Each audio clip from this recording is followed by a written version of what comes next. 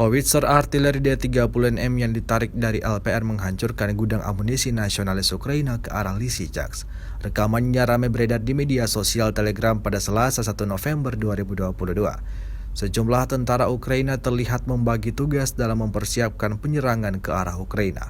Terhitung sebanyak 5 kali rudal mematikan diluncurkan tepat pada posisi pasukan Ukraina.